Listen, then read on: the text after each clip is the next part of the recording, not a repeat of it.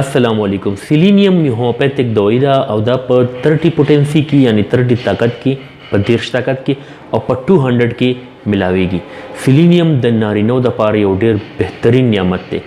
سیلینیم د ټیسټوسټیرون لیول چې رچا ډاون وی هغه بوست کوي او ډیر زبردست لیول ته راولي، نارمل لیول ته راولي. د کوم نارینو چې اریکټایل ډیسفنکشن مسله وي یعنی د هغې په نفس کې سختی بالکل په نشت حساب وي، د هغې لپاره سیلینیم یو ډیر بهترین میډیسن دی. اس طریقې استعمال یې سره زه تاسو لاست کې پویم ویډیو لاست پورې وګورئ.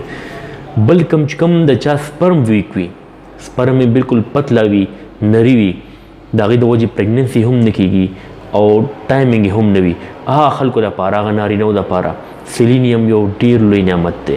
سیلینیم باډي خپل نه جوړوي، نو دا به بیا ایکسټرنل سورس ګوري چې هغه باډي ته راشي د خوراک په ذریعه یا د میډیسن په ذریعه. نو د میډیسن د هومیوپیتھک سیلینیم چې کوم دوايي ده د دې بهترین میډیسن دی، ځکه چې د دې سایډ افیکټس د نش برابر دي او فایدې ډېر زیاتې دي. د کومو نارینهو چې تکاوټ سیوا وي، د کوروالي نه پس ستړي کیږي، بدن او پټې درد کوي، ملا درد کوي، خپې درد کوي، د هغې لپاره سیلینیم یو ډېر بهترینه دوايي ده. د پټو کمزوري ختموي، جسمانی دردونه ختموي، امیونټي بوسټ کوي، قوت مدافعت دومره سټرونګ کړي چې د ډیزیز خلاف هغه دومره مضبوط شي چې تاسو باندې بیماری اټیک په اله اسانه نه کوي، او که فرض بیماری رام شي نو ډېر زر د بدن نه وځي.